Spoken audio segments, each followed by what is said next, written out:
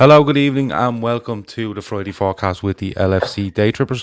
I am Gav, and with me I have brought Chris back. I have Joe Wayman from All Leeds TV. It is Joe's show, I just host, you know that. And I have brought Pete Selby from For Fuck's Sake podcast, the Leicester City podcast. Excuse me. Tonight on the show we have a full round of Premier League games to get through. We're going to look at 6 in some sort of detail, and we're going to give you quick predictions on 4. We're going to look for 3 scorers off each of the panel here tonight, and me, and then the viewers have to get involved, and they are going to have to give me some predictions on Arsenal v Manchester United to put into another syndicate. We're gonna put live for that game as well. Of course, this show is brought to you by Colossus Bets. Go to colossusbets.com, use LFCDT as your referral code when you're getting in there, and listen, look us up in there, join our syndicates, have a look at our selections. If you like them, join in, get involved, and if we win some money, you win a part of it.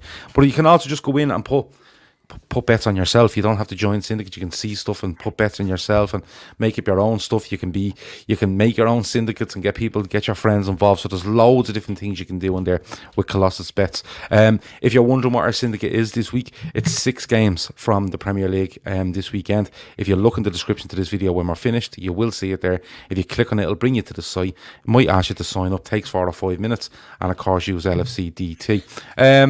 Lads, you are all very, very, very welcome. Pete, it's been a little while since we've had you on, but Leeds and Leicester, I just had to. Joe's not too happy about it because he reckons you're getting a hiding, I think is the word you used, Joe. No, I didn't. That's not fair. No, what did you say? Smashed, I believe was the phrase. Spanking, weren't it? Spanking. Okay, spanking. Okay, so it's hiding. It's the same thing, in Dublin. Yeah. It's the same thing. Freeworld says he's only watching shows with Gav moving forward. Jesus, Freeworld, thanks a million. But there's people that are way better than me on this channel. Trust me. Make sure you watch them all. Watch every single one of them. We have great guests, we've great hosts, and we've good shows. So watch them all, Freeworld. Don't be like that. It's Friday night. Right, I'm going to get straight into it, lads. And what I'm going to go to is the first game I'm going to talk about. And I can't start anywhere else. I just can't. It's impossible. My body, my mind, nothing will let me. I have to start with Chelsea v Burnley. Simply because Joe is over the moon, Frank Lampard is out the door, and I'm having a fucking breakdown because Tommy Tuchel has turned up in English football. To you first, Joe. He gets sacked, and I have to be honest, me and you called it a couple of weeks ago. We couldn't see him lasting. I thought he'd get just beyond the window and then out the door, but he'd done it in the week just before. But he gets sacked, and the big thing to come out for me, Joe, was that he's still a media darling, isn't he? Oh, mate. Do you know what, Gav? I turn on Sky Sports News, I'm laid in bed, and it were like he'd died. They had Harry Redknapp coming on and all this, like giving eulogies about him. It was like a wake. I thought, what's going on here? I did contemplate at the start. Should I be so happy about someone losing the job? And it lasted for about 30 seconds, and then I thought, yeah, nah, I don't care. He was no good. He is no good. And yeah, I hate to say I told you so, but I did tell them, man. I told them, and no one would have it. I got a bit of stick for it, which rightly so I put out on Twitter just for the haters, just to show them that I was right, that he wouldn't last. You can you win your battles, right? So yeah, he was no good. And look, I think the funniest thing for me, Gav, coming out of it, obviously with this Athletic article. Whoever it was, I'm told it might have been Rudiger. But when they were coming out and saying that he had no tactics and he were just telling them to go out and express themselves at times and stuff, I don't know if you managed to read the article. And I thought that were quite telling because that's what we've been saying. That's what we've been saying, since forever. I thought, look. And I think as well, I know you don't like Tuchel, but Gillan Balaguer put on Twitter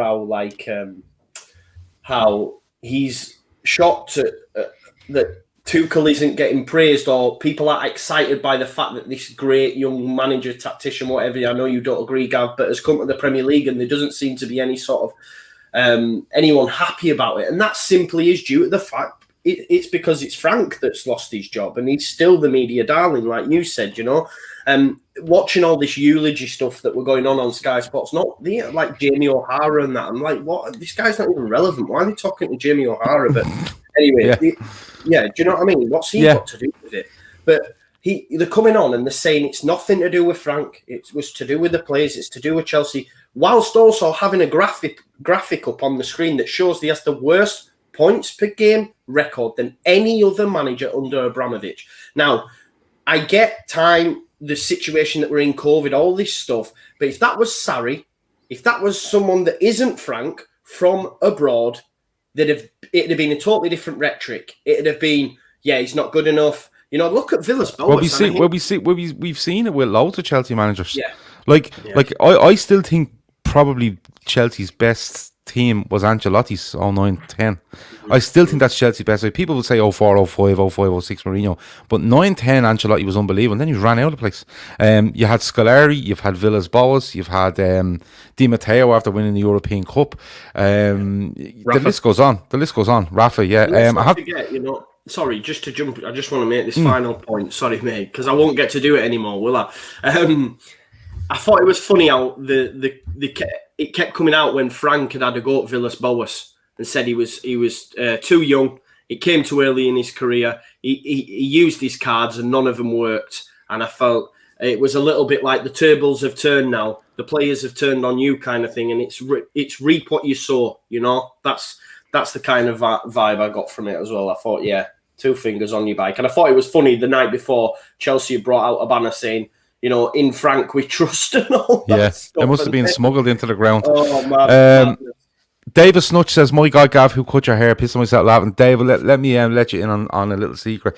When I had a shower, I had a shave, and I just let my hair dry naturally, and that's what happens if I don't put gel in it. I look like something out of I don't know what I look like, but there's nothing I can do now apart from disappearing for a minute and coming back with gelled hair. So it's just not going to happen. But thanks for pointing that out, David. An invaluable comment you put in there, and me being me has put it up on the screen. But that's exactly what happened. Pete, I'm going to come to you because when you look at Brendan Rodgers, Brendan Rodgers is, well, he's in the game a good while now, but he'd still be considered to be a youngish manager. When you look at Frank Lampard, did you see this coming a mile off, or were you surprised by it? What was your feeling on Lampard? Because I'll tell you straight, I thought he was put in there as a PR exercise, and it was always going to end badly. I think it was just an easy person to put in, really, because of his history at the club. I've got no real kind of feeling towards Frank. It was no surprise that they got rid of him. It's the second Chelsea manager that's been sacked after losing away at Leicester in the Premier League. It's just run-of-the-mill course for Chelsea. If they go through a sticky spell, they will sack their manager. It doesn't matter who it is. It can be an Ancelotti. It can be a young manager like Frank. Now, was he put in too early? Did he have the credentials? Did he have the experience? No. And yes, it was obviously way too early for him. But for saying, you look at Chelsea and their record this season, and the way that they got through last season, obviously with not signing loads of players, they brought them in. It's not really clicked. They were top at the beginning of December. So overall, if you look at the whole situation, their record in Europe, in the Cup, I think overall it's possibly slightly too early. But overall, I'm not particularly bothered. It's just run-of-the-mill for Chelsea. I'm not surprised they brought in Tuchel, who, again, should be okay. He'll do fine for a year and a half, and then all of a sudden they'll go for a sticky spell, and he'll get sacked. It's Chelsea. That's what happened. They don't really want a manager there for a long-term project. That's quite clear. They just want instant success, and they'll throw as much money as possible towards it. That's what Chelsea are about. And I think also Chelsea fans, and the Chelsea fans that I've spoken to about this, one or two close mates of Chelsea fans, and they, surprisingly to me, because I thought they would be really kind of downhearted about it because of Frank's history at the club. But from the people I've spoke to, it's a kind of an acceptance, like this is what's going to happen at Chelsea. So why not? Because if it doesn't happen, if they start to get angry with the board, with the owner, then they won't have all these signings year in, year out, and they will probably resort back to their kind of natural position in football without the Abramovich millions. So they just kind of nod their head and go, yeah, okay, we'll put up with that because, again, the big boss is the big boss. So overall, no surprise he's gone.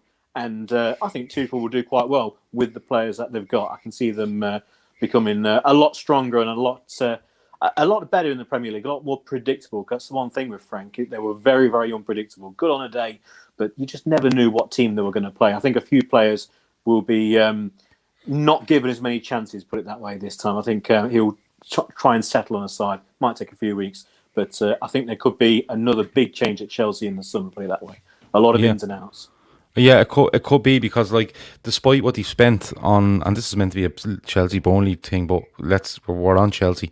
But despite what they've spent, you know, unless Tuchel has been earmarked months ago before these signings, which I highly doubt, he's going to want his own players. Like, he could genuinely turn up and say, I don't like Timo Werner.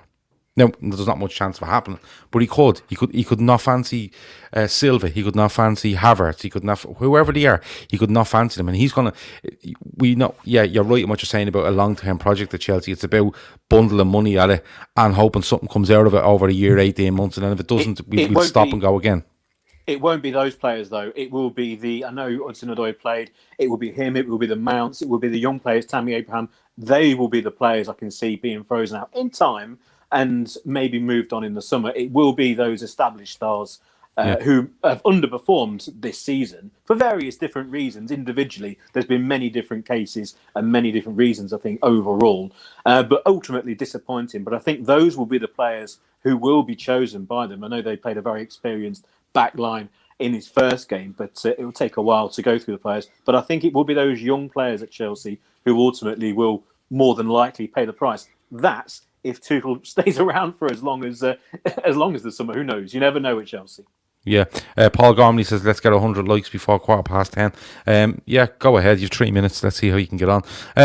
Chris, you know, we've spoken at length both on shows and privately about Frank Lampard and what's going to happen with him, when will it end? Because we all, I think, agreed it would end and it would be sooner rather than later. But this Tuchel fella's turned up, right? And he does my fucking head in. He has done since Anfield 2016 when he's manager at Dortmund, and he's trying to be Jurgen Klopp, and he's genuinely trying to be Jurgen Klopp in everything he does. He's at Dortmund, he's throwing himself around the sidelines and stuff like that, and you know, people have a go at Jurgen Klopp because, you know, he's animated and stuff like this, but this fella's different. This fella's animated in a way that he's trying to get in your face. He's he's about 7 stone wet through, and he's trying to get in your face. You know how he just does my head in. He does me head in. But Chris, do you think he can be a success there? Because I don't rate him. I'm being honest with you. Like, he's at Dortmund, fine. He goes to PSG. You know, like, that's not a challenge. This is a challenge now. Do you think he's up to it? I think he's great. You don't? I do. I think he's brilliant. I don't see what your problem is. Well, you clearly don't. I've been winding you up about this now since the summer. Tuchel's coming to the Premier League because it just felt inevitable and it was just pissing your cornflakes a little bit. I think he's better than what Lampard has, but I thought for a while with him, he's very tactically naive. The games in the big games in Europe, the big games I've seen in Germany when he balls up, he's very tactically naive. I mean, when we beat them 4-3, which was great for us, but when you look at it back, the 3-1 up and they're going for a fourth, and you're sort of going, you don't need to. You just sit back and basically wait for the chance, which is how they got 3-1 up, and he didn't. So he'll do better. He'll make them a threat for the top 4, but I do think ultimately in big European games he'll get found out because he'll do something.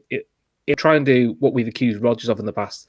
He'll overthink it, but to a much bigger degree.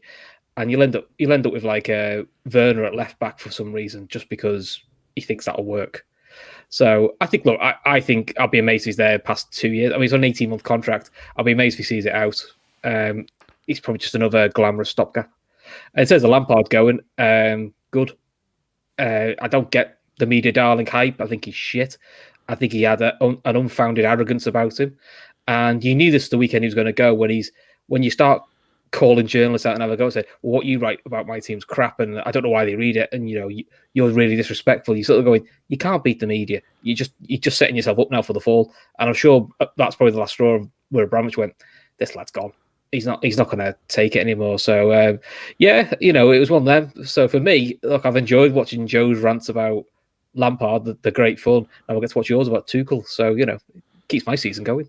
Yeah, and we were on, and I was only thinking earlier then, what happens if Bielsa decides to call it quits and Lampard is in the running for the Leeds job, because like I would literally travel, if it was allowed, to Joe's house and sit with him for a week solid while this all unfolded, and not even I wouldn't even video it. I wouldn't, not for content, just to sit with you, Joe, just to comfort you as Lampard rockets up the standings and with the bookies for the next manager of Leeds. It'd be absolutely unbelievable. But Burnley, lads, and Pete, I'll come back to you. They win at Anfield. They win at Anfield. Liverpool going through a horrendous stretch of form that ended against Spurs. Fingers crossed. But they win at Anfield. They go away and they win at Fulham in the cup convincingly, and then they beat Villa the other night as well. Not an easy game for Chelsea, this, is it? It's not. I absolutely love Burnley. They're my second favourite team in the Premier League. I know that might sound absolutely bonkers, but they are who they are. They've got good players. They play to their strengths, and you have to respect that. Their performance at Anfield was fantastic. The game against Villa recently was a brilliant watch, and they can cause every team in the Premier League problems. You go and play Burnley. If they're on a bad run of form, then yes, you can go, and if you play to your standards, you should win the game. But on their day, they can turn anyone over. Now, I know their standard of football is direct, but then when you've got Barnes and Chris Wood, who I know very well, obviously from the Leicester days, that's going to be the strengths that you play to. Excellent keeper, really good defence, and they're going to cause Chelsea problems. But also, you look at the Chelsea side against Burnley, and I think in this particular game, if you're looking, and I always mention about the start of the game, which is obviously going to be important when you look at overall who's going to go on and win. But I think the first 15 minutes, maybe even first 10 minutes, is going to be absolutely crucial here, because with Chelsea, if they get an early goal in this game, then maybe they could just turn up with the new manager on the sideline and run riot. Completely the opposite way around, though. If Burnley sit in, defend like they did at Anfield, and like we know that they can do with an excellently organised side, excellent keeper, defenders, etc., then it could well be the opposite way around. Good delivery into the area with the big man up top, and they could easily take advantage of the Chelsea defence. And again, who knows who's going to play for Chelsea? Who knows where they're going to play? They could throw in all sorts of spanners. I would be amazed if Tuchel plays possibly half the team who started against Wolves. I think he's going to give everyone a chance over the next few games. I think he's going to throw these players out onto the field and tell them, look, show me what you can do. Not saying he's going to ignore the threat of Burnley, but I think he's going to want to see what his players can do and just see what happens in the game rather than really take note of what Burnley can do. And I think Burnley can go and hurt them. I do think Chelsea overall will get the win. I think they'll start quickly and maybe try and catch Burnley out. But I'm a big fan of Burnley. I like the way that they operate. I like the manager and the way they go about things. But I am going to go for a Chelsea win in this game. Chris, like Pete says, he changes it around a little bit for Wolves. It's a 0-0 draw, and Tuchel is going to be looking at players, and I agree with Pete. He's going to be putting teams out, and he may change it around for the next 4 or 5 weeks, without scuppering himself too much, because he still is in a fight for top 4, in my opinion, and he may do that. Is that something Burnley can get at? That they've changed it around a bit, that they might be trying something new. We know it all takes time, and Burnley are the sort, aren't they, that can come out and just be really solid and catch you with one long ball or catch you with one good ball into the box, and they can sit and defend. They're good at it. Yeah, they are. Look, they do what they do, and they do it very well. I mean, look, they did the same thing to us. I think it'll be a very similar plan. I think Burnley will get something out of the game, to be honest. Because the thing with Tuchel is, I know it's a cliche, but you don't really see sides like Burnley in the French league or in the German league. So I think it's going to be a little bit of a culture shock for him. And some of their players at the moment mentally are a bit flaky. So I fancy Burnley to get a draw out of this. And look, the weird thing with Tuchel is the concern he's going to have is, and we know what that club's like, is give it another couple of results like that, they'll be on his case already. It's that type of club. It's just that type that there's no time in it. It's both a blessing and a curse. But I've got a feeling Burnley will take an advantage and get a point out of the game. Okay, Joe. We're talking about Chelsea mixing things up and stuff like that. They can't mix it too much, can they? I think they will mix it around, but to a certain extent, they'll try go with a little bit of a tried and tested. I'm sure he's getting advice from, from the people around the club as to, what players are in form, out of form. That's how it works. But when you look at Burnley coming to town, is he going to be used to this sort of football? Because people can say, oh yeah, he'd be used to it in France because PSG had teams that sat back, but these are really physical Burnley, really get in your face, and they play with that two up front. A lot of teams don't. They play with that two up front, and they really want to work your central defenders, which then in turn makes your fullbacks drop off a little bit as well. Is it a case of we're overhyping Burnley here after a couple of results, or is there a real chance here for them?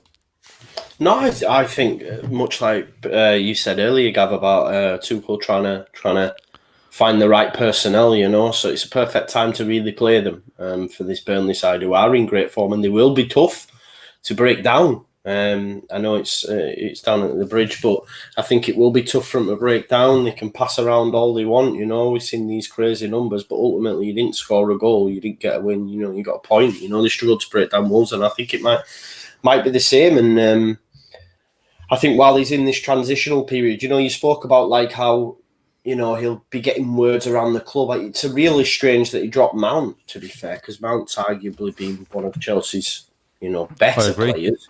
Yeah, I agree. So it was strange to see him dropped. Maybe that was a case of, I don't know, you're Frank's main boy, maybe. I don't know. Maybe he's been treated as a bit of a scapegoat. I don't know. But he's a top talent. He's Mason Mount, to be fair, and he dropped him. So it'd be interesting to see if he puts him, because he only had a couple of days. It'll be interesting to see what his lineup is this time. Obviously, he went with tried and tested, didn't he? He went with dropped James and stuff like that, and I think Reece James is a decent fullback. So it'd be interesting to see. But I do think it's the perfect time to play Chelsea, especially for a Burnley side, the way they set up. Will it be something that Tuchel's used to? Probably not, like over here, the way that Burnley set up, it's tough for anyone to break down. And like Pete said, they can get a result, when they're on it, and they are on it at the moment. So a bit like Chris, I could see them getting a point, to be fair. Okay, so go on, give us your prediction then. Are you going for a draw? Yeah, we'll go 1-1. We'll go 1-1. Okay, Chris? I'd that as well, 1-1. Okay, P, Chelsea win? Yeah, I think Chelsea will win. I'm going to go for 2-0 Chelsea, but maybe a late goal to seal it. But I think Burnley will be in the game though. Okay, Pete said 2-0 to Chelsea, and usually when he speaks, it happens because he's an unbelievable record in this show of giving us predictions, and a lot of them work out. I'm going to go slightly. The last time, I was totting them up last time. It's a shame I didn't put anything on to check scores because it got a bit silly towards the end. Yeah, I'm going to start making notes of your predictions and betting on them and just absolutely ignoring what Joe says, especially when it comes to Sheffield United. But I'm going to go 2-1 Chelsea. Craig Lowe agrees with me. He says 2-1. Kevin Sullivan has 1-0 Burnley. The Jays would be great. I'd love it. And listen, I don't really pay attention to Chelsea, to be honest, most weeks. But my God, I'll be paying attention now. And if Burnley can lash in a 1-0, I'll be absolutely over the moon, because the quicker this fella's out of English football, the better for me. Not to put too fine a point on it. Right, couple of quick predictions. Chris, Palace v Wolves. 2-1 Palace. 2-1 Palace. Oh, Joe, Palace v Wolves. 0-0. Okay, Jesus. You're really down, aren't you, Joe? 0-0. Yeah, nah, they're both. Yeah, 0-0. Anyone, just quickly, does anyone know if Zaha's back fit? I don't, mate. Nah. He was out. I have to get into fancy football team. I don't think he is, to be fair. Okay, no worries. P, Palace v Wolves. Well, I've got down 0-0. Oh well. Maybe, but if not 1-1, but a draw, and a boring one as well. Okay. This is part of our syndicate. It's the second game in our syndicate on the list. We have gone for 2-1 to Palace. We've gone for 1-0 to Wolves, but we also have gone for a 0-0 draw. I think Wolves have been fairly low scoring in the last while, I think. So I think that's where the 0-0 came from. City beat Sheffield United. Joe, be very, very careful with this one. P, prediction, City v Sheffield United. I don't think there's going to be a surprise here. I think the surprise will be if it isn't 4 or 5. I'm going to go for the big 5 again, 5-0. Okay. Chris? 1-1. 1-1. I'm joking. No, be 4-0. Okay. Joe? I still think they might stay up, but I don't think it'll start in this game, and I think they'll get beat 3-0. Okay. I'm using the same tactic as using Joe in the FA Cups. That worked quite well. Yeah, that did work quite well. Yeah, I think City run out. I think Sheffield United would have put a lot into that game during the week, and fair play to them. It was a good result away at Old Trafford.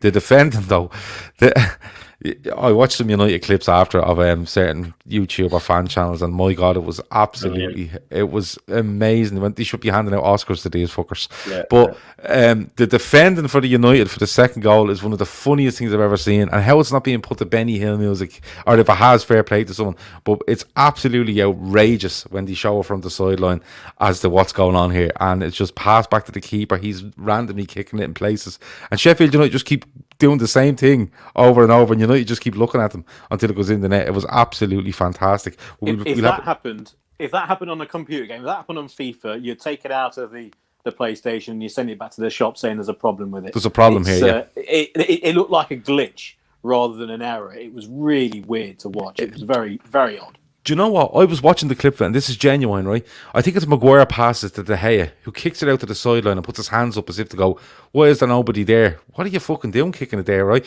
But you know the way it gets crossed in and comes back out and gets crossed in again? I genuinely thought the video had restarted. The video I was watching had restarted and it was replaying this thing over again. I was like, no, this is happening. This is really happening.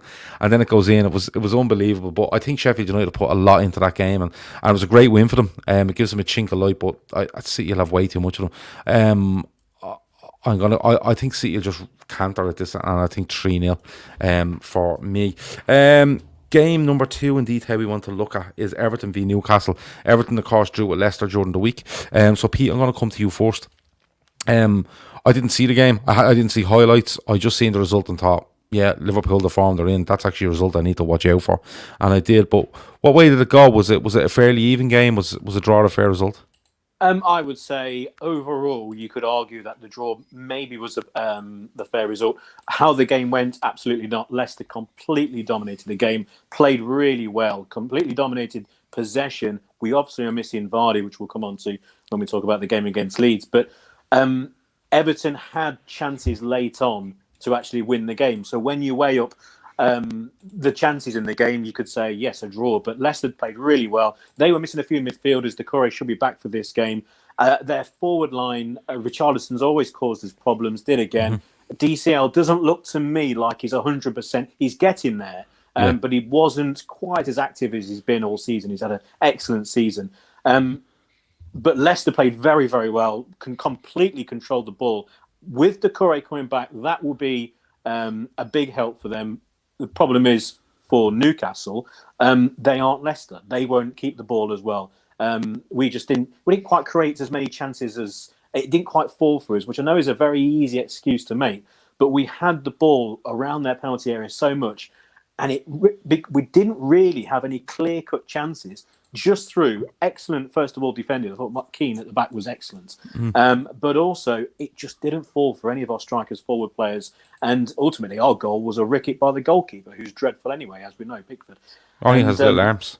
Oh, it was terrible. It was actually down to his right-hand side rather than his left, because he's got the Joe Hart problem of not being able to save anything to his left-hand side. But in this game, I think it's completely different for Everton. They're playing a dreadful Newcastle side who just don't score goals. I know they're getting players back. Maximan's back, which I think everyone is delighted for because of the problems that he's had through COVID. And also having Fraser as well, that gives them a lot more pace. With Almiron, we know their number 9 can score goals, but I just can't see them scoring they've scored, 5 goals in the last 11 games against an Everton side who showed against Leicester that their defence is playing very, very well, apart from their obviously rubbish keeper. I think Everton in this game, I think with another game under his belt for Dominic Calvert-Lewin, I can just see Everton, if they get an early goal, running right here. And it could be, I think the sacking of Frank Lampard, I think may start a little bit, because we're getting towards, I know we're only a few days away, but there could be a bit of a panic on. I wouldn't be surprised if this signals the end of Steve Bruce. You mentioned earlier about local press, about having got the press. Look what's happened recently at Newcastle with banning local press, etc. I know that's not the first time that that's happened, but I think if this is a heavy defeat, which I think it will be, at least a comprehensive defeat, then it might be the end of Bruce at Newcastle. So I think overall, Everton, a straightforward win along the lines of about a 3-0. And I think Calvert-Lewin will, now fully match fit, will get on the score sheet. So a very strong word for Everton in a game which will be completely different to the game they played midweek against Leicester. Yeah. Chris, I used to feel sorry for Newcastle. And the reason being is, one, their owner, and two, they're a one club city. The fanatical support. They went down to the Championship. They followed them everywhere. A bit like Leeds, massive away support no matter where they went in the country. If Newcastle are in your division, you're guaranteeing you're selling out your away end. But now it's just getting tedious. It's just rinse and repeat. It's Groundhog Day. Like even when Rafa was there, people going, Rafa this, Rafa that. Listen, Rafa wasn't going to get anywhere with them. He was keeping them up, and that's it, and he's above that. Steve Bruce comes in, and I've seen comments a couple of weeks ago that Steve Bruce, when he's asked about tactics, the questions kind of go over his head, because he's a bit, I don't really concentrate too much on that. That blew my mind. But now it's just, like, where did he go, Chris? Like, because, don't get me wrong, they're in a horrendous run of form. I think they're in a massive danger of going down, because this is a rut that they don't look like getting out of. I hear what Pete's saying about players coming back, but it always seems to be that they just have this player back. Where did he go, Chris? Because they will sack Steve Bruce, in my opinion. Who did he get in, and what's the outlook here? Is it just stay up and then just go through another fucking summer and then start this all over again, and we're doing the same thing a year from now? With Newcastle, I think the outlook's they're going to do a Sunderland. They're going to go to League One. I generally think they've got to that point now where you saw these signs of Sunderland where no matter who they got on as a manager, it didn't matter. Look, Steve Bruce, he's not the greatest manager. I do sort of feel sorry for him, because that's his club. That's his boy-old club, and it's just a nightmare for him. And I think this Newcastle side is not as good as the one that went down when Rafa took over at tail end. They had a bit, that team had a bit more about it, was underperforming. I think if they go down, the Muppet they've got owning them, he won't invest anything, especially the COVID time. He'll invest even less. And the fear for Newcastle is, I think if they go down, I don't think they come up for quite some time. And I could see them doing the Sunderland, going down to League One, and which is horrible for Newcastle, because like you said, when Newcastle come like to Anfield, they're bouncing, they fill the away end. It's always a good atmosphere with them. They're a good laugh. They're always a good laugh to have around, but it's just really teased. I thought actually they'd do a bit better this year when they signed Wilson. I thought, they finally got a proven goal scorer, but you got to give him the ball. And St. Maximin being out for so long has just been a killer for them. He is like the talisman. But the way I look at this game is, if Pickford plays, they've got a half a chance. But the talk from Ancelotti was Pickford is still in a rotation with the other keeper, which says to me then he doesn't fancy his keeper, because you only rotate your keeper when you think your number one's crap. But if they put Olsen in goal for Everton, I think Everton win comfortably 2-0. Don't really get out of first gear. Yeah, it's a strange one, because like, I know what you're saying, if they go down, do they just go down again? But Ashley has this record of, they've gone down 2 or 3 times, I think, in the last 10 years. It might have been twice. I know Shearer pretended to be a manager for a while and got them relegated, and then they went down under somebody else. I don't know who it was, but he has this record then of just throwing a bit of money at it, picking up players from the Championship to get the best Championship squad and come back up, and then look to consolidate and then just move up 2 or 3 positions, stay out of relegation zone and keep going, because he's making a fistful of money, you know. But Joe, do you agree with Chris? Could this be a season where they go down, and then we've all said Newcastle hit rock bottom, but we're losing out on a takeover, Steve Bruce having an awful time, COVID affecting everything, so Mike Ashley's going to be watching every penny, and then a relegation. Could this be the beginning of the end for Newcastle? No, I don't think so. I think they've got some decent players. They have got some decent players, you know. St. Maximan, Fraser, Wilson, Almiron look good against us as well. Shelvey can be good on his day. Lascelles, Jamal Lewis. You know, they've got an all right squad. It's just the man in charge hasn't got a Scooby-Doo, has he? You know, no. I speak to a Newcastle fan regularly, and you know, things will go well, and then it'll come next week, and he'll just totally switch it up and put Joe Linton in or whatever. You know, it's just really, really strange. I've been told the same. I've been told that. I done a thing with a Newcastle fan before we played them a couple of weeks ago, and he was saying that he constantly changes the lineup and constantly changes the formation. And every time you go to watch them or watching them on TV, you just don't know what's going on. It takes you 15, 20 minutes to realise what Newcastle are at. Yeah. It's mad. It is mad, and I think it gets to a stage where Mike Ashley's wanting to protect his investment. He's wanting to sell the club. I don't think he'll allow them to go down, because let's not forget, I think he knows, this is what I found quite telling at the start of the season. He knows that he's got a manager who isn't capable, because he spent quite a lot of money in the summer. Now, if you compare that when he had Rafa, he gave Rafa no money because he knew he didn't need to, because he had a good enough manager that would keep. Do you see what I'm saying? So it shows the measure of the man, because if he'd have give Rafa the same amount of money, then they wouldn't even be in this situation. You know, they'd be looking higher up the table maybe. But yeah, I think it gets to a point where he has to push the exit button. It's who comes in though. Who's going to? True. I can't see anyone big coming out. I mean, Rafa is mental enough. He'd probably go back, because he's a bit mad like that. You say no, but I mean, he went to Chelsea and they hate him. You know, he loves nutty owners. So, but you see, we've spoken about Lampard, right? And I'm not pushing Frank Lampard for any job. Let's make that very clear. Leeds job. But I think it's better than bringing in Bruce, that's been around. He must be managing 20 years now, right? Instead of having a Bruce type that is just a bit stale, I think you're better off. Like someone mentioned Eddie Howe there. Eddie Howe can't leave Bournemouth without getting fucking homesickness. Don't be minding him.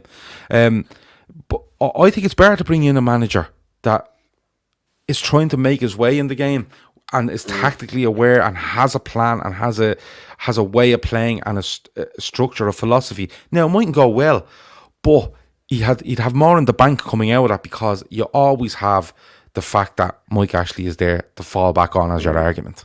So if you're looking at, I don't know, pick a couple of young managers out there and go, they might be looking at it and going, it's a fucking mad place to go. But, if I did manage to get it anyway right, he's going to be revered by Newcastle fans. And as well as that, even if it goes well and then goes to a slump and he leaves, he still has that time in the bank and Newcastle in the Premier League to work upon if he wants to go a little bit further. I think that's the way they should go. But having said that, the chances are they could offer fucking West Brom 5 million for Allardyce and get him in, because they're just that mad. They really are. But would he go back there? Allardyce for 5 million? You're joking me. Don't even ask the question, me. I think on Eddie Howe as well, Gav. I was listening to something earlier. Apparently, he's lined up for the Palace job at the end of the season. Right. Okay. Which is interesting, because when he did he did Monday Night Football with Carragher, and he said so when you're getting back into football, you must have the bug. And he was very blasé, going, I don't know when I'll get back into it. I quite like not doing it. If something comes up, I may go for it. But at the moment, he was almost like, that's me done. I've done my Bournemouth thing. I'm quite content now. Probably not. If I was the chairman, thinking it's not really what I want to hear. If I think he's the manager, he's already a bit talking like he's in semi-retirement. He almost a bit like Kirbishley. Or he could have it lined up, and he's just not saying that. That's what I was going to say. He's already basically lined up, say, the Palace job, and he's being a bit blasé. Also, the fact that he's turned up on Monday Night Football, that always rings the bell of I've either got something lined up or I'm ready to. I'm looking. Yeah, a bit like Pochettino at the time when he wanted the United job. Which is fair enough. I'm being a bit harsh on Eddie Howe. Like, he did go to Burnley and it just went badly wrong, and he ended up at Bournemouth. I think he done a great job at Bournemouth, but I think he got away with too much for too long then towards the end, in my opinion. I think he stayed too long, didn't he? Yeah, he did. But again, could it be something where he goes to Newcastle? It's a bit of a no-lose for a young manager, I think. It just gets a bit stale for an older manager that's just been around too long. I just think that's the way it is. I don't think anyone would want to go work under Ashley, though. Especially, I don't know, maybe Eddie Howe won't want to go under Ashley. Yeah, that's probably the sticking point for a lot of them. Joe, give us a prediction. 2-0 Everton. Okay, Pete, you sticking with 3-0? Sticking with 3. Okay, Chris. If Pickford's playing, I'll say 3-1. Yeah, I'm the exact same. I had 3-1 as well. In our predictions for our syndicate, we have got 2-1 to Everton, a 1-1 draw, and 2-1 to Newcastle. Because it's mostly Liverpool fans that I ask these questions to, so that's why you get that sort of stuff. But you never ever know, do you? But that is game 1 in our prediction syndicate, which of course is on Colossus Bets, and you can see it on the screen. ColossusBets.com. Go in there. LFCDT is your referral code, and get in and get involved in our syndicate. Start your own syndicates. Just put a bit of money on whatever you want. There's loads of stuff in there. Gamble responsibly, though. Always gamble responsibly. It's a bit of fun. If it's not fun, stop. I know that sounds like a cliche, but that's the truth. Couple of quick predictions, lads. Pete, I'll come to you first. West Brom v Fulham. I can see an away win, and I was talking about the sack race earlier. I can see Allardyce going. It's just gone horribly wrong since he was there. I know he had that one win, but I can see them looking at this going, we've rolled the dice, and unfortunately, it's just not worked. Why not try and roll again? I think Fulham will win this. I'm going to go for an away win, a 1-0. Okay, I'd love Fulham to win it. I'm going to go with a 2-1 Fulham win. Chris? That's what I had, 2-1 Fulham win. I agree with Pete. I think if it gets to the point where they might get relegated, self-preservation Allardyce will make sure he's sacked so he can still have this aura of, I've never been relegated. Has he signed anybody in the window? No. So he's got because that fuels that theory that he could just... Snodgrass. I think he wants Benteke. He's trying to get Benteke from Palace as well. Oh, Snodgrass. And the Snodgrass one's been investigated, isn't it? Yeah, it's dodgy. Because he signed on a permanent, I think. So West Brom. But there was a deal done for him not to play against West Ham. Yeah. Which happened a few years ago with, I think Everton had that deal with Howard, where he didn't play against United, even though technically he was on permanent. They'd just done a gentleman's agreement, which probably you're not allowed to do.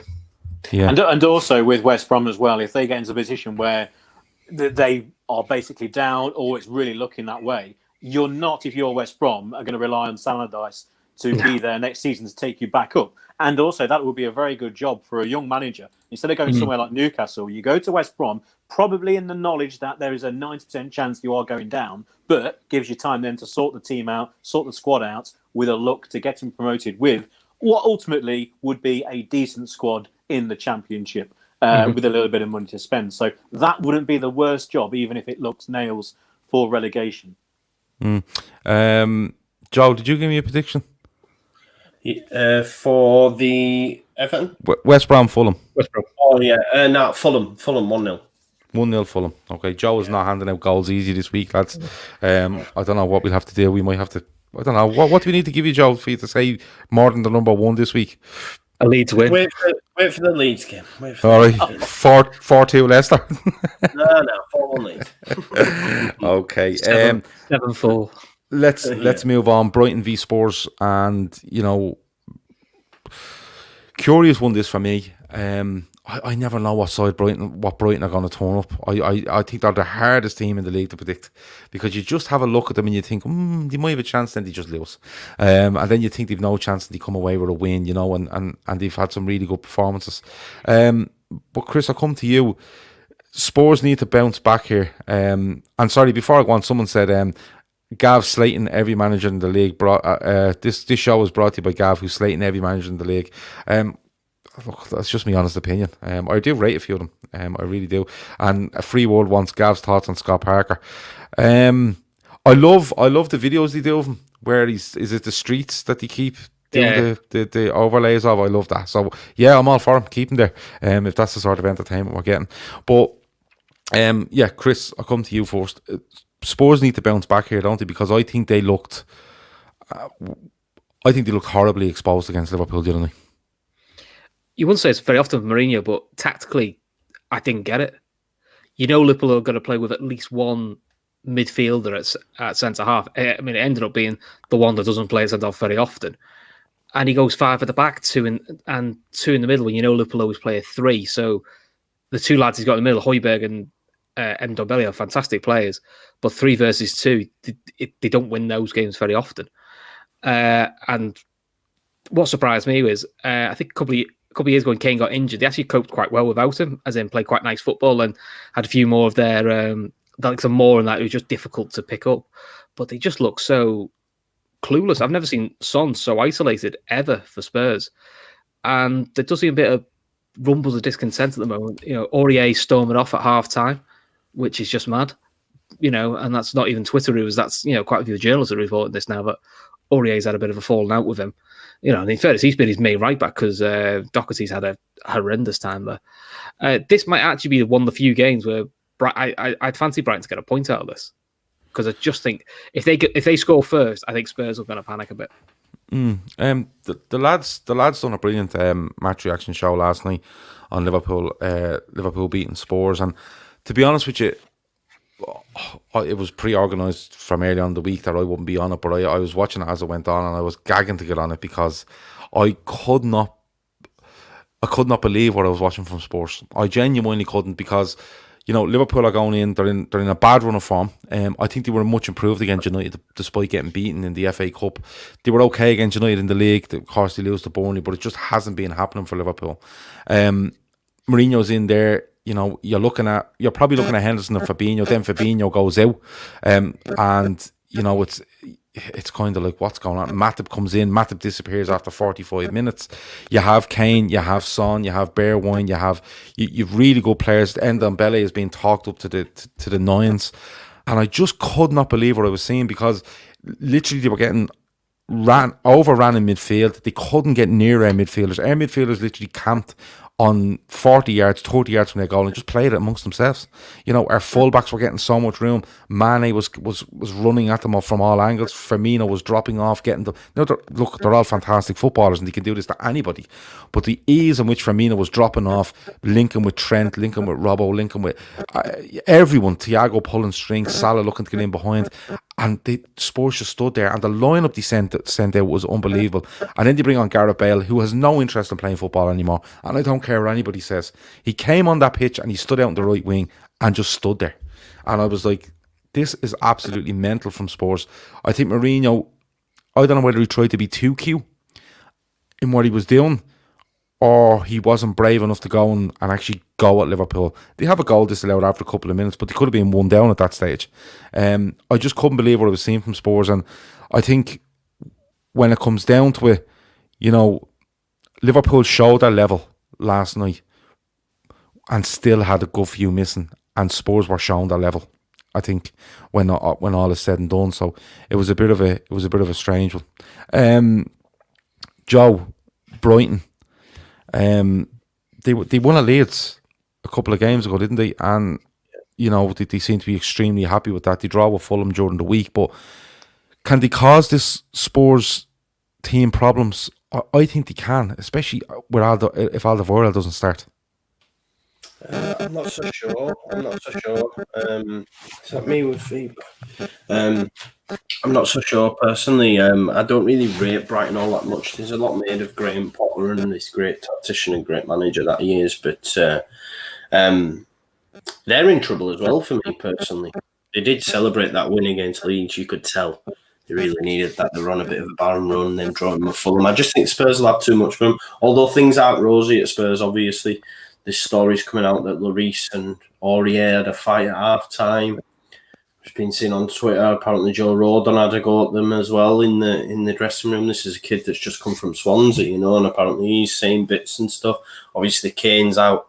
Mourinho back to blaming everyone. It'd be interesting to see. But I just think they'll have too much for Brighton. I think Brighton struggle to score goals, really, don't they? I think that's their issues. I can't see them beating Tottenham personally, no. Okay. P, do Brighton have a chance here, or do Spurs, without Harry Kane, do Spurs go with Mora and put Son through the middle and have too much for Brighton? It's such a strange game, this. Before the game previously against Liverpool, with a fully fit first team Spurs, I think you would be very confident about an away win. With the injury to Kane, with all the problems after the game mentioned about the goalkeeper and Aurier who stormed out of the ground apparently, and just the problems, I think with Tottenham, you just rip up the plan that you had before that game against Liverpool, and you just have to look at it and go, you've got to fancy Brighton here, because it's just a right mess at Spurs. Liverpool just walking through them at times in that second half. If Brighton have a chance, then they need to take chances. As mentioned, they don't score enough. They have the players. They play good football. We all know about Brighton.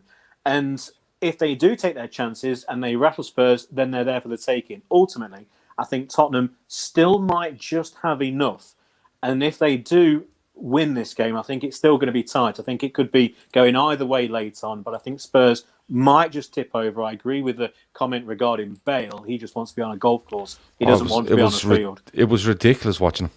He's gone at the game, and I don't think he'll sign. I don't know whether his contract's at the end of the season, whether it's just a short-term deal, and then see what happens, whether he goes off to play elsewhere, goes to America, goes wherever. But as a Premier League player, it's just not there. So with Tottenham, I think it's down to the main man, Son. I think he's going to be played further forward, and it's just a very, very interesting game now. It was a game that before the Liverpool match I looked at and just kind of put down as an easy Spurs win, and Spurs by a distance as well. But without Kane, what a miss that is. I think this game is going to go either Brighton or to Tottenham late on. It's going to be, I think, a draw late on, and I think Spurs are just going to grab it. Just that bit of quality is going to tell.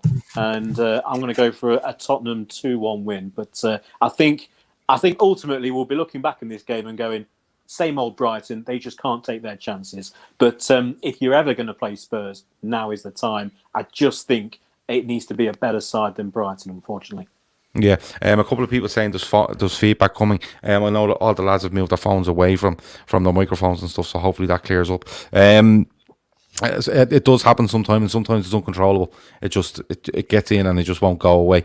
And loads of people asking whose phone is it. Loads of people blaming you, Joe. I've seen that. Sorry, it is me. I apologise. Yeah, but he's moved his phone. He's thrown his phone across the other side of the room. It's okay. But like, I think you're right, Pete. I think if there's a time to play Spurs, it's now, because like I look at Liverpool and they've had a bad run, but I've always been confident that they're very good at bouncing back. Now it's taken a month because of everything that's gone on, but Liverpool are always good at bouncing back. And I know for a fact Spurs were walking into that game last night thinking, we have Liverpool, we're better than Liverpool, we're this, that and the other. And Liverpool come out and just mauled them. And there's no other word for it. Like it could have been 5 or 6.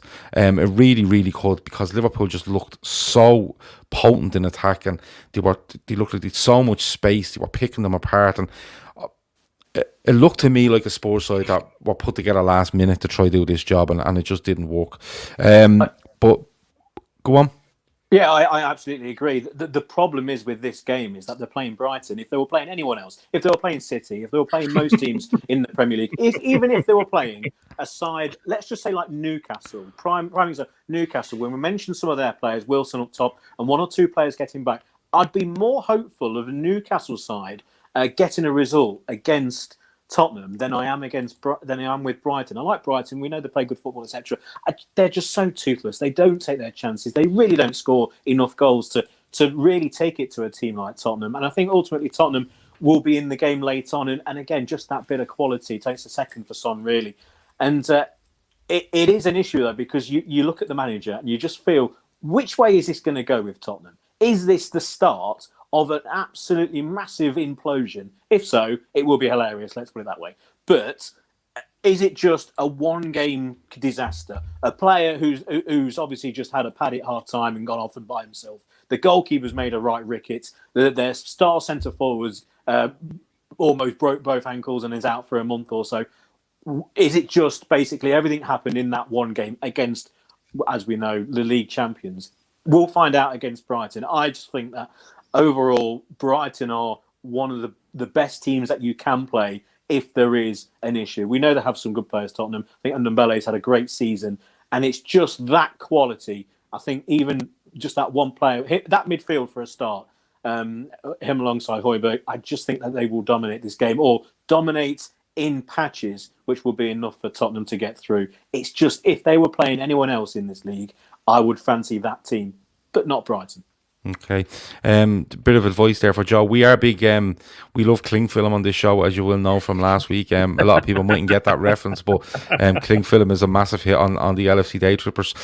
But Mohammed says, did you know, Joe, if you stick your phone on some foil, you won't get any feedback? I'm going to try that one night. I'm going to put some tin foil down here for the crack one night. But let's get predictions. Chris. For the crack one night, I just see what you did. I don't know if you meant to do that, but I see what you did. No, sorry, I shouldn't have gone there. What did I do? When you said I'll put down some tinfoil for the crack. Yeah. Sorry, no, I didn't mean that. Jesus, no. Don't do drugs, kids. That's amazing. Chris, give me a prediction so we can get away from this Joe trying to paint me as something I'm not. Quick. Joe trying to shut you down here. Yeah, absolutely. 1-1. Okay. Joe, prediction. 2-0 Spurs. 2-0 Spurs. P? I hate to say it, but I think 2-1 Spurs. It could go either way, though, but I'm going to go 2-1 Spurs. Okay. I'm going to go with I'm going to go 2-2 draw. Why not? Kieran B is now calling me Gav Breaking Bad. Give it over, will you? Please stop. And Freewood says Gav only does cans. No, I'm not even on the cans. I'm cutting weight, so I'm not allowed on them. So there you go. Not exactly. Not doing the cans and Tommy. Not doing the cans and Tommy Tuchel's here. I mean, that's a hard week, that is absolute dedication that you're seeing from me now. And you see, I'm so stubborn that I won't give this up until I get where I need to be. Yay for me. I'm gonna get two quick predictions here. I was gonna go into Arsenal v United, but we've talked Arsenal, we've talked United to death, so I want two quick predictions here, right? First one, Southampton v Villa. I think it's gonna go. I'm gonna go for Aston Villa. Southampton are a good side, but I think that it's just starting to catch them up. They look tired against Arsenal. Mm-hmm. I think Villa, and I think there's going to be goals. I think Villa lost 3-2 to Burnley. I think they're going to win 3-2 here. Plenty of goals. 3-2 Villa. Okay. Joe? 2-1 Villa. I fancy Villa as well. Okay, Chris? 2-2. Yeah, I fancy a high scoring one here. I had 3-2 in my head either way, and I'm going to give it to Southampton. I think a second 3-2 defeat on the bounce for Villa. I fancy if Ings plays, I fancy him against that Villa defence. He seems to do well against them. Just to let you know, in our syndicate, we have got 2-0 to Spurs and 2-1 to Spurs in our syndicate this week. On Southampton v Villa, we have a 2-0 home win and a 1-1 draw in our syndicate for this week as well, okay? Next quick prediction, Arsenal v United. So a lot of people thought, while we're on Arsenal, a lot of people are in the chat here saying, and Red Sox fan says, breaking news for Liverpool, seriously linked with Mustafi. It's everywhere now. Oh no. I echo those sentiments 100%, because like I'm having arguments with Andy Young all day about this, and he's like, but like if we get someone in that crap, like what's the point? And I'm like, no.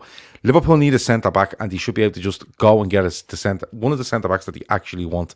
This Mustafi stuff and all is madness. Mustafi playing a centre half for Liverpool, Jesus Christ. But Arsenal v United. Arsenal on a bit of a roll. United, of course, undone by Sheffield United during the week, and will look to bounce back. But Joe, give us a quick prediction on this one. 2-1 Arsenal.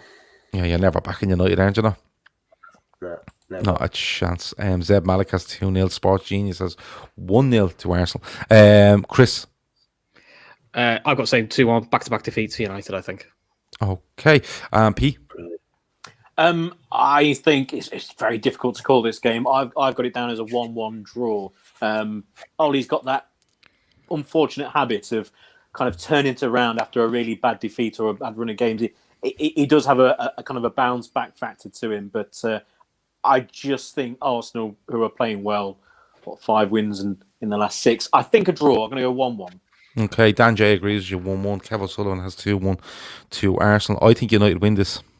I think they're two sides that Arsenal were desperate in the first 10, 12 games of the season. They've picked it up a little bit. It fell into his lap a little bit for me.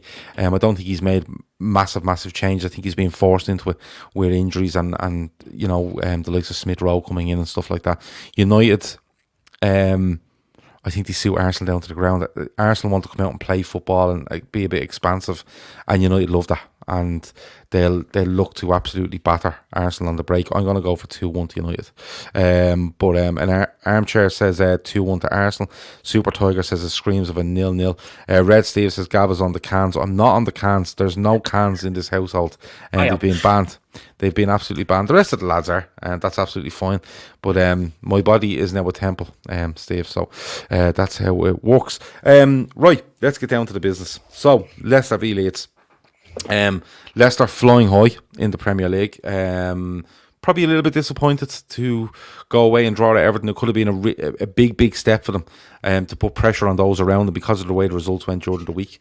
Leeds are Leeds. Everyone loves them. They'll win one week, they'll lose the next, but you'll always be entertained.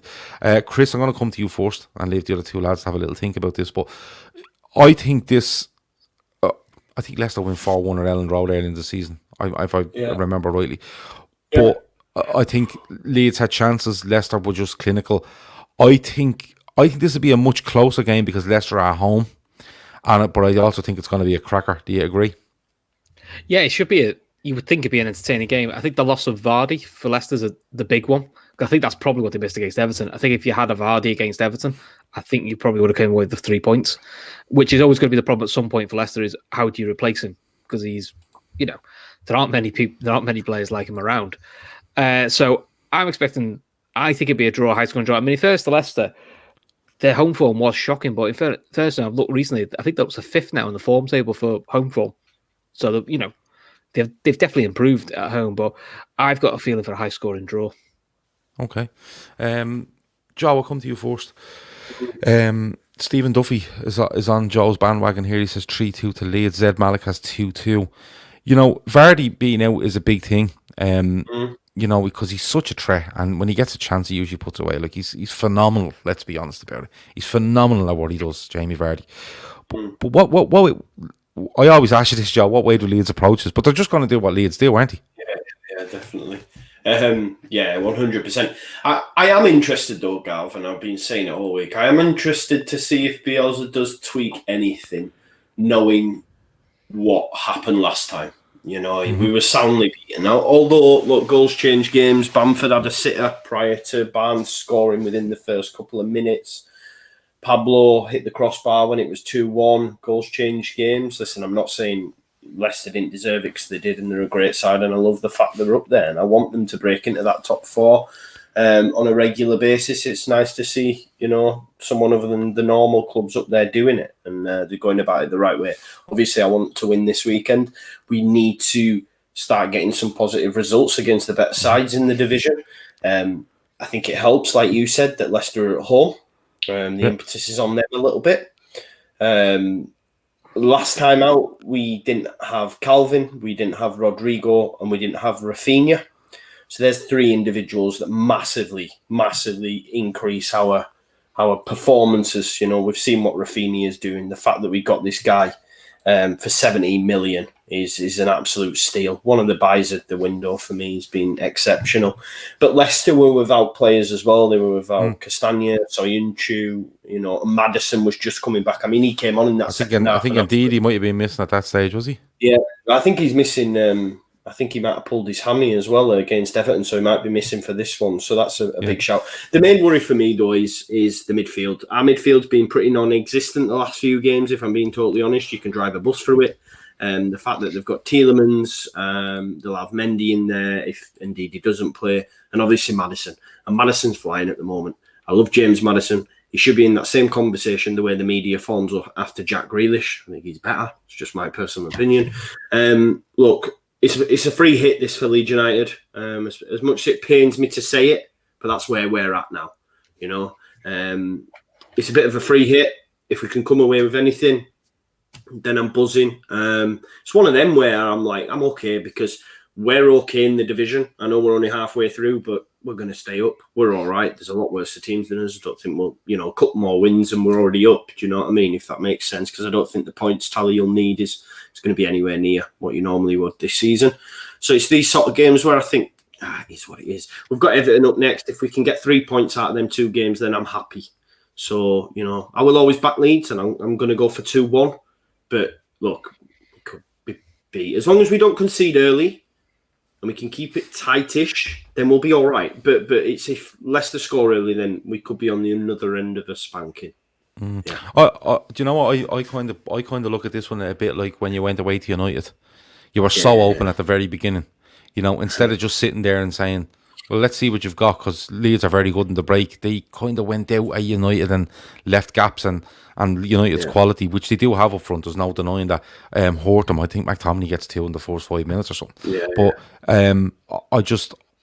I'd love to see Leeds go out against these bigger sides and just sit for not for the whole game, sit for 10 minutes, and then just hit them on the break once. You don't have to score, but hit them on the break and show a threat, and then they go, oh. And then you have to stand off you a little bit, and then you can try to bring your game into it. That's just the way I look at Leeds. But don't get me wrong, like, brilliant entertainment when you stick them on. Like, it means nothing to me, you know what I mean? I know I can have a laugh with you regardless. So it's one of those, You're going for 2-1 to Leeds. Chris has a high score and draw. P, confident going into this one? Back to winning ways, or are you wary of Leeds?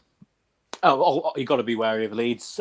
What an entertaining side. 36 goals in the last 10, 5 wins, 5 defeats. You look at them from a completely neutral point of view, and you go, like, what a team that you want to watch on TV. You want to see them games because they're going to concede, they're going to score, play good football. What is there not to like? I think they certainly have a better chance in this game than maybe the league position kind of looks from, say, an outsider's point of view, from a supporter maybe of another club. Because of the way that they play, they're going to be dangerous. And I still think Leicester have, especially at home, they have an ability to concede goals in very strange circumstances, and also from set plays, and also because of the way that they're playing with so much confidence, they slightly are open at the back through no fault of their defence. But I think they are a team that you can actually get at in decent positions. And Leeds are one side compared to what we were mentioning about Brighton. They can score goals, and they do score goals. So I think I think Leeds will score. I think they will. But Leicester are playing so well. They really are. A huge miss will be Wilfred Ndidi. He's, as you mentioned, he's tweaked his hamstring, so he's only going to be out for, Roger said today, for between 7 and 10 days, which is excellent news. He's a tremendous midfielder, but the one thing he does do, he patrols our penalty area on set plays. We concede an awful lot of goals from set plays. We're not the biggest side in the world.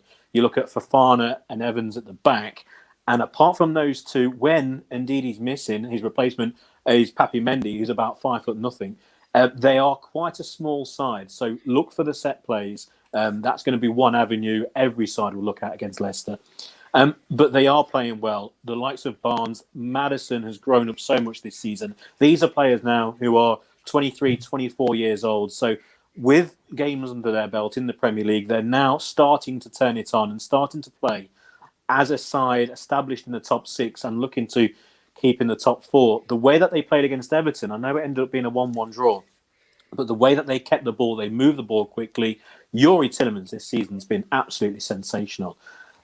But the miss of Jamie Vardy is going to be very important. Iosi Perez has been playing in the number 9 position, very similar to how, say, Firmino will play for Liverpool. He will drop deep slightly. He's not an out-and-out number 9. But at Leicester, we have the wide players rushing on, the likes of Maddison and Bond. So it does kind of work. The problem is he's not a natural goal scorer. He's not Jamie Vardy. There isn't anyone apart from Vardy. He's, by the way, back in training next week, so it's not a long-term problem because they've done it now, so he can back for Europe. I've got to be confident about a Leicester win. It's going to be a big problem with Wilfred Ndidi. I can just see goals here, goals galore, and I wouldn't be surprised if there's a 4. And I wouldn't be surprised if Leicester concede at least a couple of goals. The one thing with City, we are an excellent front-running side. So if we do score early, then I really will be confident about them going on and really putting the game to bed early. But I'm also still wary of an excellent Leeds side. And even if Leicester are, say, 2 or 3 up, I still think Leeds can get back into that game because they're just a side who can turn it on in a 5-minute spell, score a couple of goals. Excellent team. But I'm going to be confident about a Leicester win. I'm going to go 4-2 Leicester home win to continue the good form. The home form was a problem, but since the defeat to Fulham, who played really well, they've been very good. Recent 2-0 wins against Southampton and Chelsea, ultimately costing Frank his job. But overall, Leicester, they're in red-hot form. And I'm going to go also for Ayoze Perez to take a few chances. He played well against Everton, but I mentioned but he never really had any goal-scoring opportunities. Through no fault of his own, it just didn't land his way. But I think it might do this time. Okay, 4-2 P has. I can't tell you, we've gone on our syndicate with 3-1 to Leicester, 2-1 to Leeds, or a 2-0 win for Leicester. So it could go either way, it really could. We need viewers' help before we finish, and we're going to talk about West Ham and Liverpool now and get for about 5-10 minutes. But we need viewers' help. So if you want, it's Arsenal against Manchester United is the game this weekend that we're going to try predict on. If you want to be involved, just type yes into the yes into the chat, and I'll keep an eye on the people that say yes, and I'll have to pick out 8 of you before the end of the show. So throw a yes in there if you want to be included, and I'll try remember the names and throw them out there. If you're going to disappear off the stream, don't say yes, because then I'll be asking for an answer and there'll be nobody there. So if you're staying till the end, just hit yes, and I'll try to get people involved. And of course, when I get the predictions off all these people, you can remember who's given each individual prediction. It will go on to a syndicate tonight, and it's about Arsenal United, who play tomorrow at 5:30. So get on to colossusbets.com and get into that syndicate with all our predictions that you lads are going to give, and ladies, and let's see how we get on. But look, the last game we're going to go to is West Ham v Liverpool, and Joe, you know, I'm praying to fucking God you tell me Liverpool are going to lose this weekend, because we know what happens when you do. But, you know, listen, me and you have been on this show for the last month, and we've been saying, like, Liverpool this, Liverpool that. You know, I've been a bit harsh on players because despite injury problems, I don't think enough players stood up. I think you've seen a slightly different Liverpool on Sunday against United in the Cup, and you most definitely seen one last night where they didn't let the problems they have affect them. They went out and played their game, and they were so much more incisive in what they were doing. If they continue that on, do you expect them to beat West Ham on Sunday?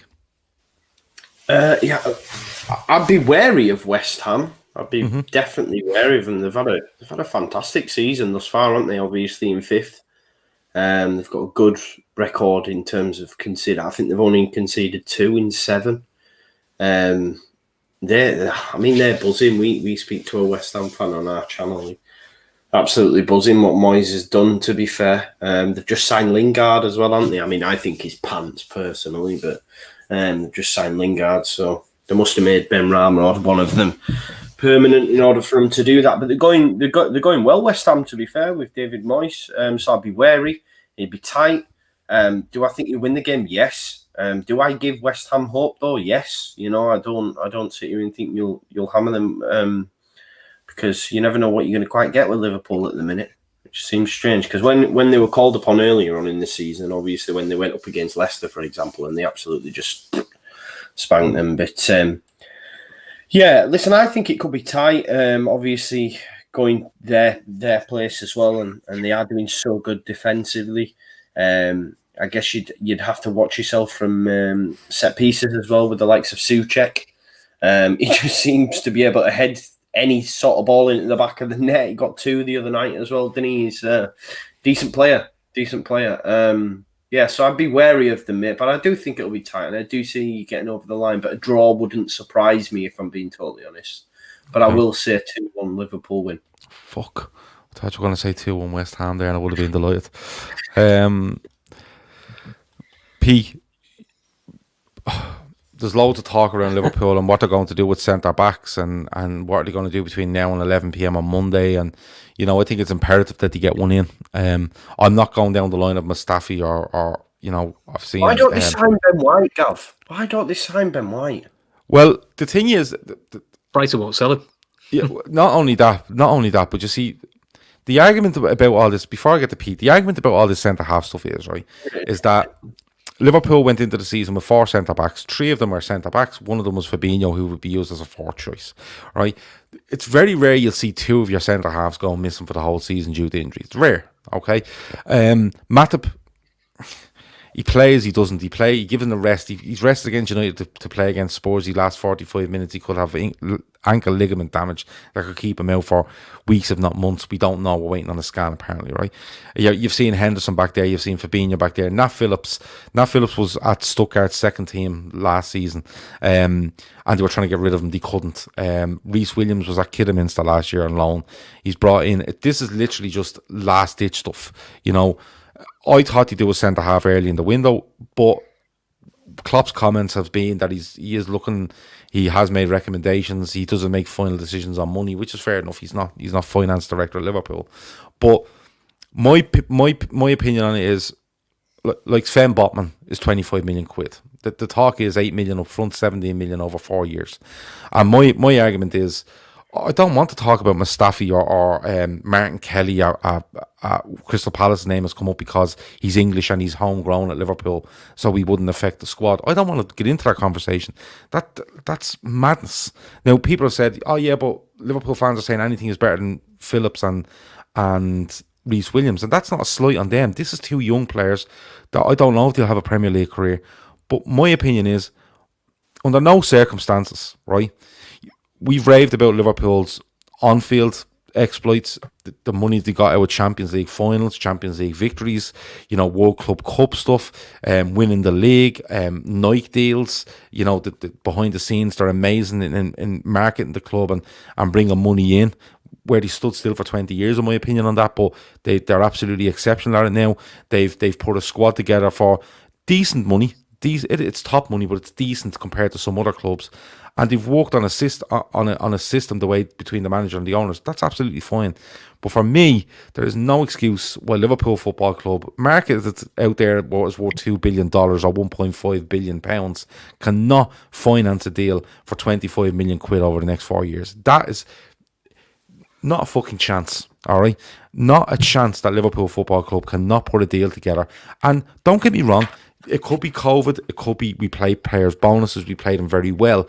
But there's no way, in my opinion, that Liverpool Football Club cannot step away from their system when we literally know centre halves and say, right, lads, listen, this is out of our realm, this is out of our comfort zone, but we're going to have to do it to A, protect the value of the club, and B, protect the season. Because if this goes badly and they don't sign a centre half, or they sign one that's Mustafi, right, and they end up out of the Champions League, all the good work is undone. You're going back. You've taken strides forward, and that's strides back. Trust me. Europa League, Thursday night football for Liverpool is strides back to what they've been used to since Klopp arrived. So I don't think there's any reason why Liverpool can't finance a deal like that. They've left it very, very late, and they've weakened their hand in doing that. But we have to wait and see. We genuinely have to wait and see. But I'm annoyed. I'm annoyed that we're getting down to it's Friday and this window's closed on Monday, and we're talking about the likes of Martin Kelly, Mustafi, some American fella that I've never heard of. That's just fucking madness. And people will say availability. 25 million gets you Sven Botman. It gets you Sven Botman. That's simple. Lille need the money. Liverpool, do they have the money? I don't know. How many clubs have actual money sitting around? It's all assets, isn't it? It's all projections. But under no circumstances should a £1.5 billion enterprise not be able to put up 1% of that enterprise in order to get a player. I think it's 1% if you look it up.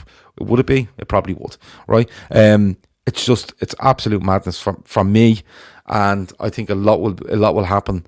Come Monday, you'll know an awful lot about it, and anything they say about the summer, take with a bag of salt, because you can't tell me that stuff will get different in the summer if this is the way we're carrying on over a player that's needed right now. I don't care about the summer. I don't care about the fucking summer.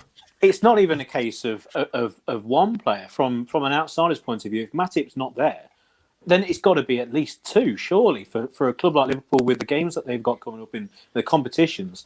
I completely agree with you on the point of the two young lads because of the standard that they were playing at. You come from, say, Kidderminster straight to the Premier League. I look at what Leicester have done in the past, and we've, from a completely different point of view and position in the league, but we've signed players in that position on loan at this time to the end of the season.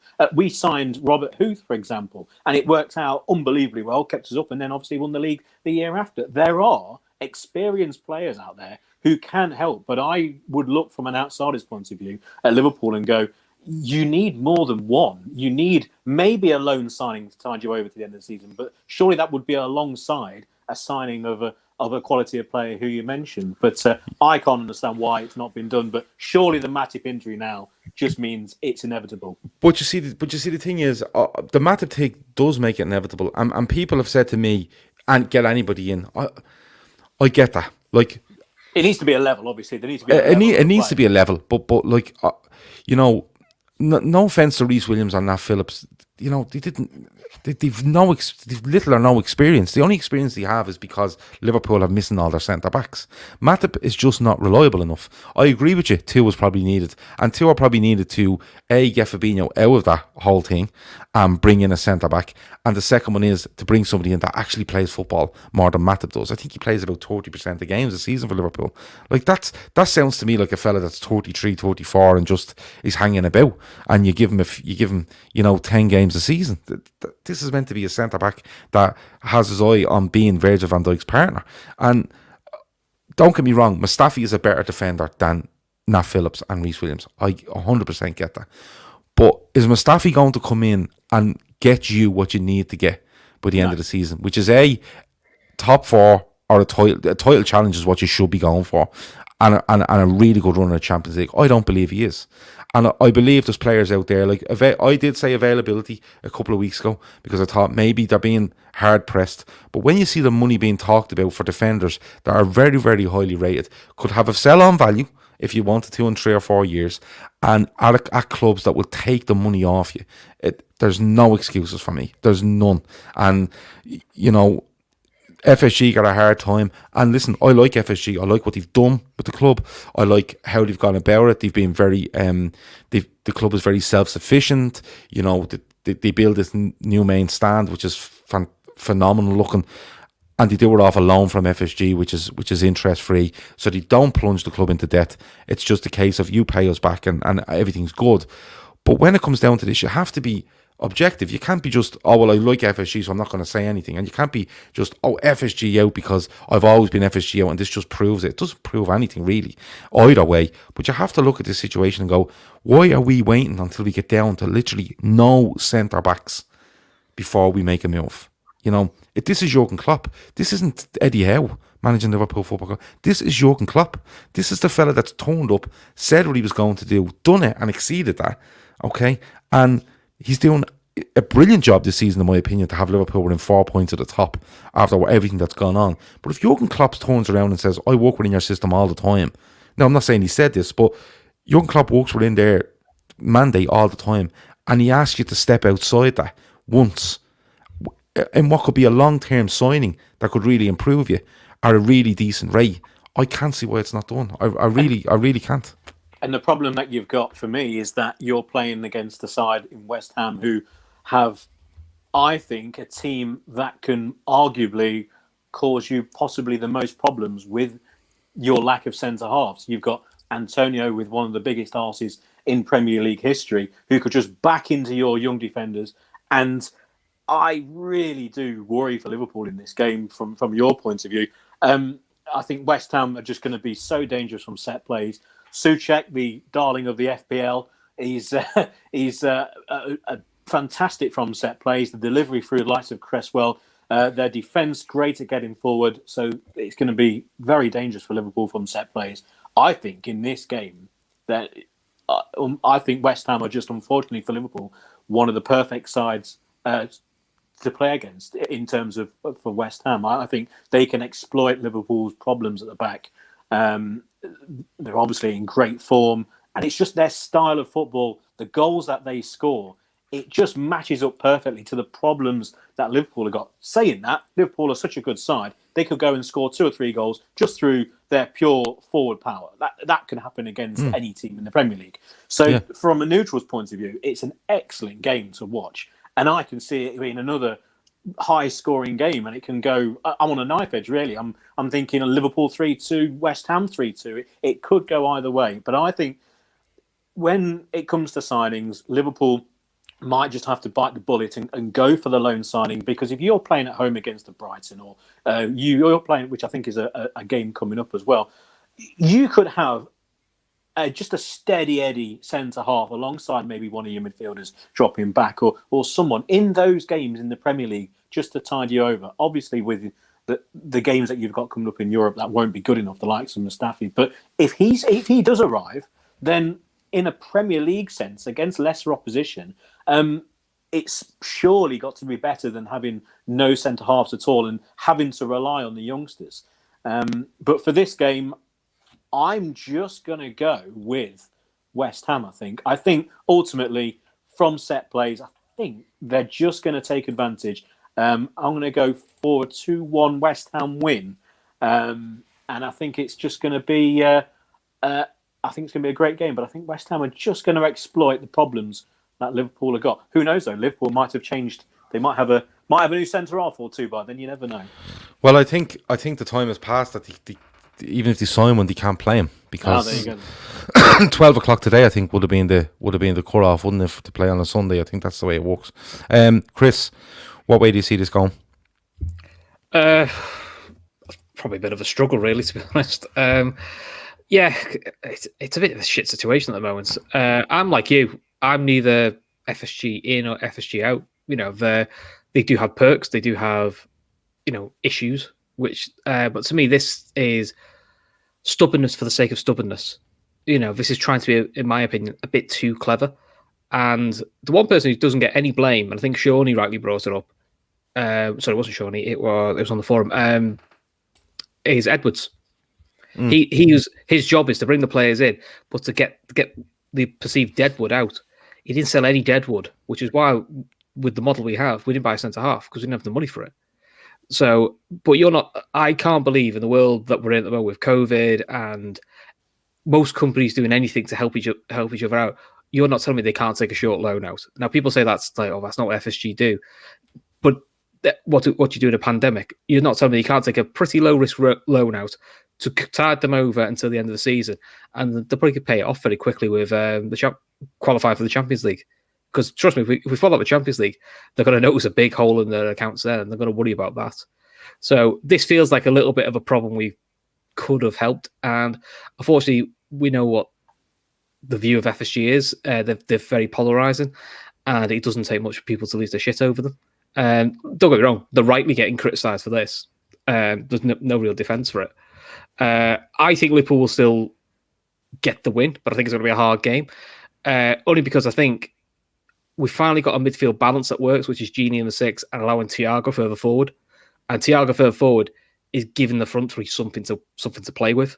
And the front three looks a lot more live than the last couple of games. So I still think we will win, but I think it's going to be like a horrible game. So I've got down a 3-1, but it's going to be one of those games where if we get a third, you're talking like 90th minute getting the third, and it's been a bit of a backs to the wall job. But I mean, West Ham's it's a bit of a horrible game. And if it's the West Ham, I think when I checked, they're third. They've got the third best home record in the league. Yeah. So it's only us and City who've got more points at home than them. So, this is not a gimme. This is arguably harder than the Spurs game, I would say. Look, it's we've Chris gone for a 3-1. Joe's back in Liverpool as well. Pete is back in West Ham. I'm leaning to the side of where Pete's talking about Liverpool's forward. That's been the biggest thing for me. The forward play, especially last night, was just so. It was intricate at times. It was aggressive at times. Then it was just all out, just running over players, running over Spurs when they felt like it. And one of the key things for me was Robertson looked back to his bombing best, and Trent's use of the ball last night was second to none again. You know, he hits one over the top for Salah. He just chips it with side spin on it to land in his path, and I'm like, yeah, he's all right. He's not bad at all. He's back. But I'm going to go for a 2-1 Liverpool win. I think it'll be very, very edgy, and I think Liverpool will go in front. I think West Ham will equalise, and Liverpool will just about get the win. But it'll be interesting to see what they do over the weekend and up until 11 o'clock on Monday night, with regards to centre back, because people saying any sort of body in will help. I'm not quite on that. I'm not quite on that level at the moment. If that was the case, then he'd keep sticking Phillips and Williams in all the time, which he hasn't done. No, it's literally last resort. Yeah, we've got a Premier League winning captain who needs a few games, so we'll loan you Wes Morgan for a month because we want him back, obviously. Yeah, but it's just I don't know. Maybe I'm completely wrong on this, but you know, I've backed FSG on certain things. I've been supportive. I've thought they've done great, and they have done brilliant things. Don't get me wrong. I think overall, for the vast majority of the time, they've been excellent. But if you look at this situation and how bad it's got in the last, well, it's been there since October, but how bad it's got over the last couple of weeks, how he's trying to keep these two young lads out of the side because he just knows they're not up to it, and he's making the midfield suffer on the whole, and in turn that was affecting the attacking side of the team. I just think to get down to this stage, I think it's just madness in my opinion, but we'll have to wait and see. Right, we've all made our predictions there. Right, it's time for the viewers to get involved. So here we go. It's Arsenal versus Manchester United. So I'm going to call out some names and I'm going to tell you what I need you to do. Okay. So free world, I need you to give me the correct score. Okay. Zed, if you're still there, I need you to give me if there will be a penalty, yes or no. Barry Devaney, if you're still there, red card, yes or no. Rajiv, let me know if you feel there'll be a goal in the first half, yes or no. Nageb, how many home corners? Kev O'Sullivan, how many away corners? Olivier, if home red cards, and Stefan, away red cards. So if you want to throw them at me, and if the lads see them, they can shout them at me.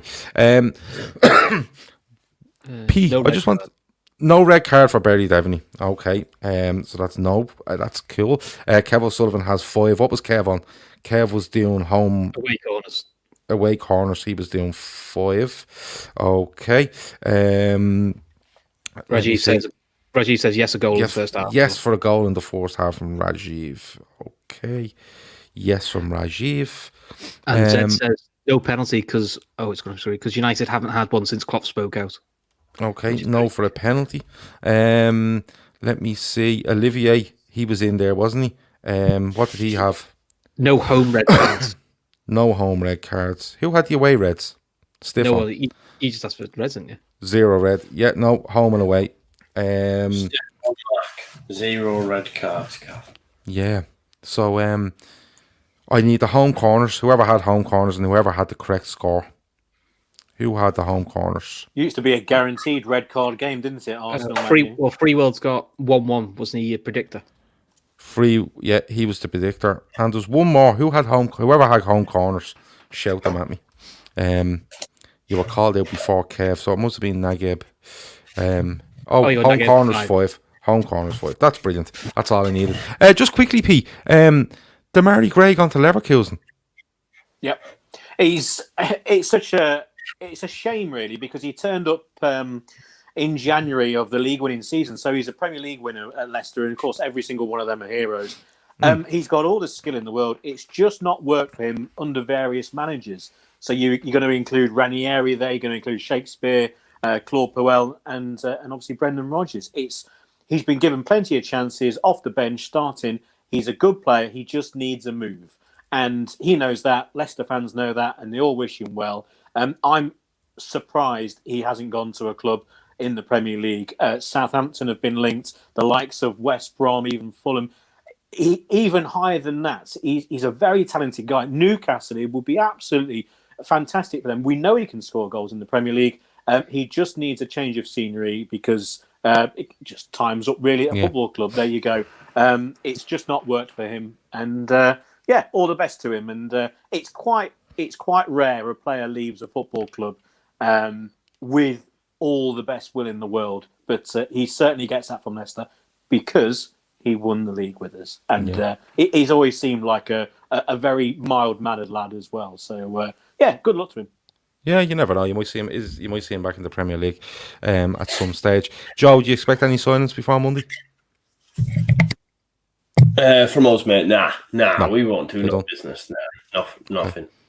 Okay, cool. We expect 3 to 4 centre halves coming in, just to make sure. No, we don't know, but the forum will be on live from 10 o'clock, so they'll probably keep an eye on the transfer window as it goes, or any developments. If anything happens over the weekend regarding Liverpool, I think we will jump on if anything happens. Yeah, just regarding incomings at Leicester, it is interesting that Rodgers did actually mention, because Dennis Pratt's injury, we are looking for an attacking midfielder or centre forward. And the rumours at the moment... Origi's free. Well, the rumours at the moment is that plans for the summer, because the likelihood is that Leicester are going to go for a main centre forward in the summer, someone who can then play second fiddle to Jamie Vardy, with a plan to then move him gradually ahead of Vardy, probably during next season or at least the season after. And the rumour is that Leicester are really looking hard at maybe bringing the plans forward to having a go at the end of this window.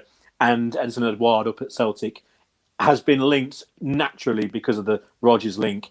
I wouldn't be surprised if they go for him in the next couple of days instead of in the summer. It's just a case of whether they want to spend that money now. But I wouldn't be surprised. But the league is over. The league is over up in Scotland. So Celtic, if they want to make money, they can make it now. And it's not going to overly affect their season that they're having. I think they're out of the cups, and the league is more or less done. Joe, before you fall asleep, God love you. 3 scorers for the weekend, Joe. I've written them down. Sorry, bro. I'm really tight today. Where is it? Where's it gone? I did have them written down as well. I'll come back to you. Chris, give us 3 scorers. Salah, Son and Sterling. Okay. Pete? I've got Dominic Calvert-Lewin. I can see Pulisic starting, Tuchel's man from Dortmund. I'm surprised he didn't play. So I'm going to go Pulisic, and I'm going to go for Lookman to get Allardyce sacked. Okay, nice one.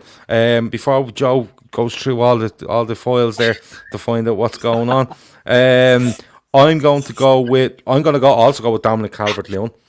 I'm going to go with Bernardo Silva, and I'm going to go with. Do you know what? I'm going to go Bruno Fernandes for United. I think that's my 3. Joe, go on. Just shout 3 names at me. Pretend you're ready. Rafinha, yeah, Saka, and Dominic Calvert-Lewin. Okay, good stuff. Well, look, lads, I've kept you a bit longer than I should have, but the chat was absolutely flying, and as always, brilliant guests. Chris, it's been an absolute pleasure, and I'm sure we'll talk to you again during the week. Cheers for having me, mate. Good stuff. Joe, you go and get a sleep, and I'll see you next Friday, brother. Yeah, we'll do, brother. Good stuff. And P, don't leave us so long next time. You're always welcome on this show. Any Friday night you want, you just let me know, and we'll make an absolute spot here for you. No worries. Thanks very much. Hopefully the scores go as well as last time. Obviously, for your case, maybe not the West Ham game. Yeah. I'm hearing you. Thanks to everybody in the chat for watching. It's been amazing. On your way out, hit the like button.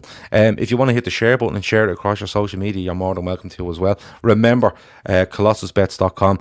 This pick that you've given me for Arsenal versus Manchester United will be up in the next half an hour. You will need to get in on it before 5:30 tomorrow, before the match starts. But sign up, takes 4 or 5 minutes. Use LFCDT as your reference. Get in there, find their syndicates.